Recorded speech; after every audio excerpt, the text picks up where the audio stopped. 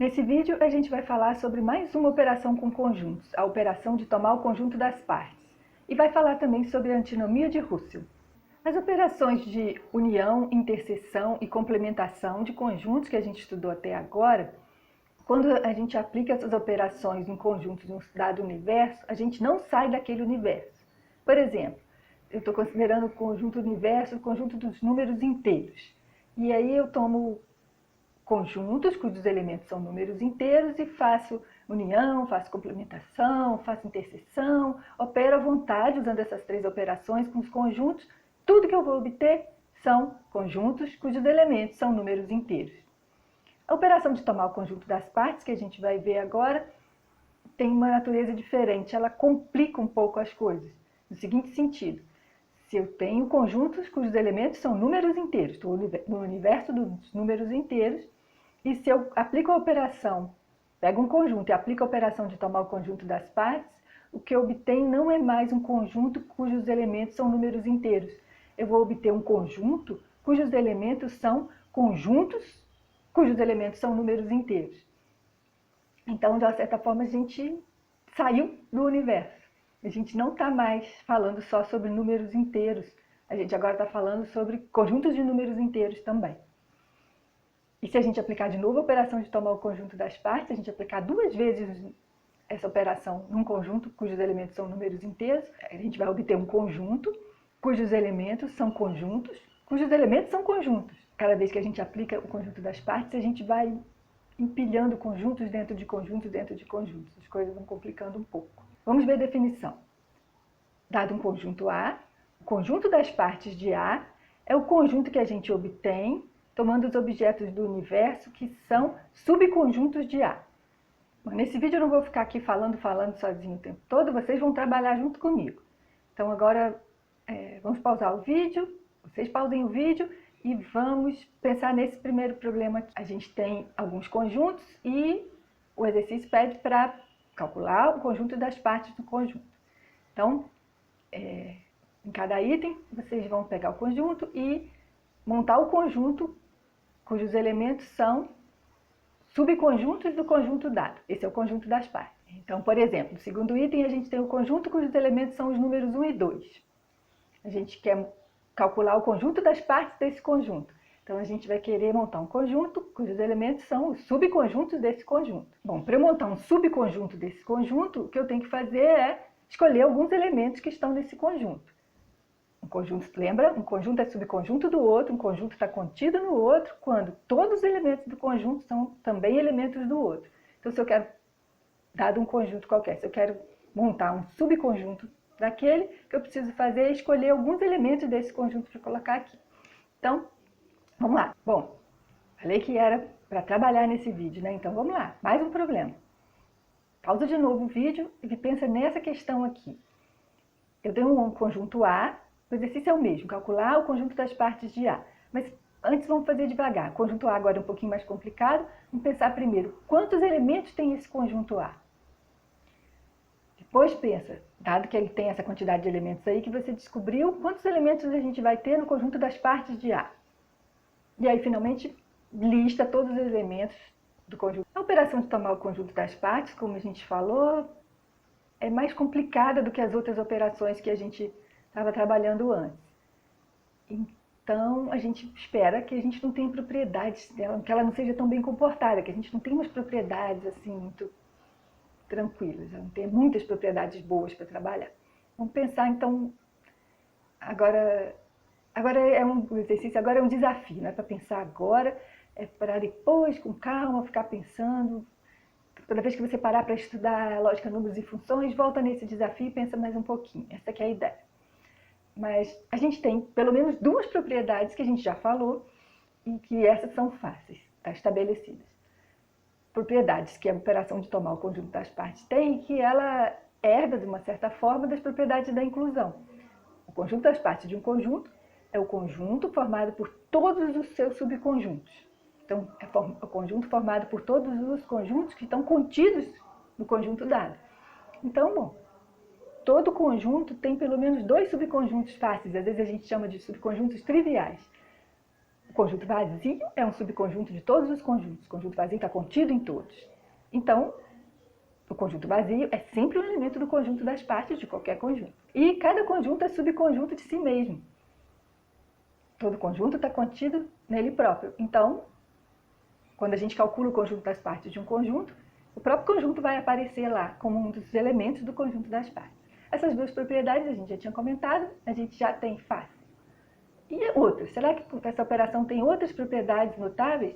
Então esse é o desafio, pensar um pouquinho como que a operação de tomar o conjunto das partes, vamos dizer assim, interage com as operações que a gente estudou antes, com a interseção, com a união, com a complementação.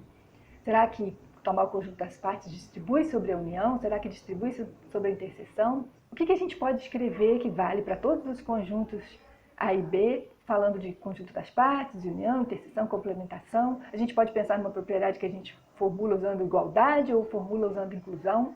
Bom, agora mais um problema para a gente pensar na complicação que a operação de tomar o conjunto das partes traz para a gente. A gente tem um conjunto universo pequenininho, simples, só tem a letra I e a letra O. É para pensar que esse é o conjunto IO, é input, output, é o 0, 1 da computação. Então, está no universo que só tem isso, input, output, como na computação. E aí, são as perguntas. Quantos elementos tem nesse conjunto universo? Resposta óbvia. Quantos elementos, então, vai ter no conjunto das partes desse conjunto U, desse conjunto universo?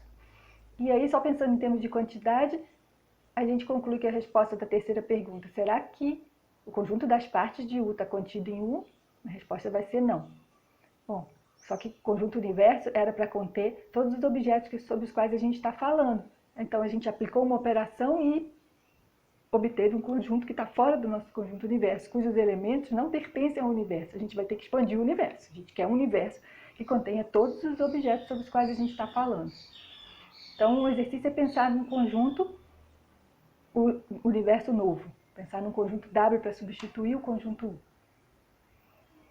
Pausa o vídeo e pensa nessas questões um pouquinho. Vocês estão mesmo pausando o vídeo e pensando nas questões quando eu estou falando? Tem um detalhe, quando eu falo em pensa nas questões, a gente está falando de questões de matemática. Matemática a gente pensa com lápis e papel na mão. Então quando eu digo pausa o vídeo, pensa nesse exercício, pega o lápis, pega o papel, pega a borracha e escreve. Resolve o exercício, pensa no outro exemplo parecido. Elabora um pouco, rabiscando o papel.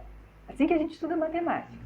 Bom, essa discussão toda da interação entre conjunto das partes e o universo está trazendo complicação para a gente e leva a gente a pensar por que então que eu preciso estar considerando o conjunto universo?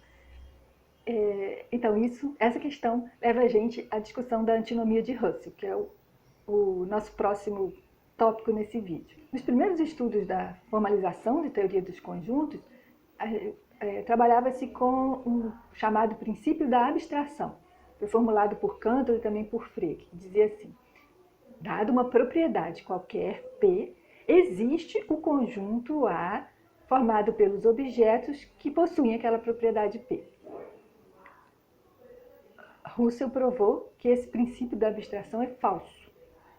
Não é verdade que, dado qualquer propriedade P, existe o conjunto cujos elementos são os objetos que possuem propriedade P. Vamos ver como que Russell provou que o princípio da abstração é falso. Ele usou a noção de conjunto normal. Vamos ver. Define assim. Dado um conjunto qualquer A, a gente diz que A é um conjunto normal se ele não pertence a si mesmo. E aí a gente define também que A é um conjunto anormal se ele não é normal, ou seja, se ele pertence a si mesmo.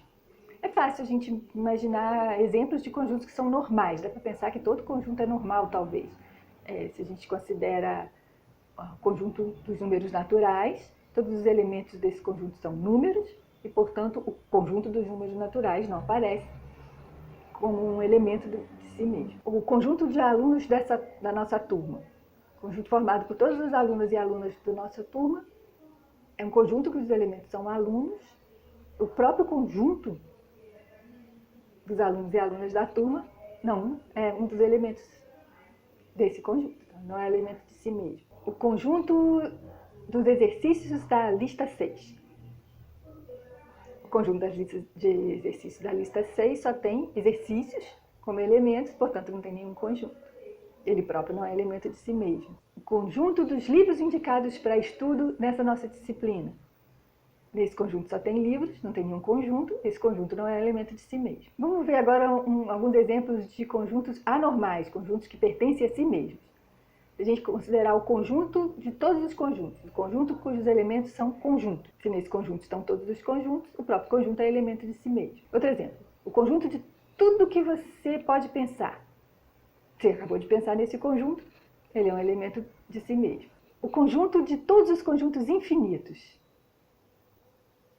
A gente tem uma quantidade infinita de conjuntos infinitos, então esse conjunto é infinito, ele é um elemento de si mesmo. O conjunto de todos os objetos abstratos. Se tem alguma coisa abstrata, é esse conjunto cujos elementos são todas as coisas abstratas. Ele é um elemento de si mesmo. Ser um elemento de si mesmo é exatamente o que caracteriza um conjunto ser anormal. Então, esses todos são exemplos de conjuntos anormais. Bom, vamos ver então a prova de Russell de que o princípio da abstração é falso. Lembrando, o princípio da abstração diz que para toda propriedade P existe o conjunto cujos elementos são os objetos que possuem propriedade P. Então, se a gente quer mostrar que não é verdade, que para toda propriedade P existe o conjunto cujos elementos são os objetos que têm aquela propriedade, o que a gente precisa fazer é exibir uma propriedade qualquer que, se a gente tenta montar o conjunto formado pelos objetos que possuem aquela propriedade, a gente não consegue. Essa coisa que seria um conjunto não existe. Russell pensou na propriedade de ser um conjunto normal. Então, ele monta um conjunto, candidato ao conjunto N, formado pelos objetos que têm a propriedade de serem conjuntos normais. Então, N é o conjunto dos X, tais que X não pertence a X. E a questão é, esse conjunto N é normal ou anormal? Vamos ver. Dado qualquer conjunto, a gente sabe que ou ele é normal ou ele é anormal. Então, esse conjunto N ou é normal ou ele é anormal.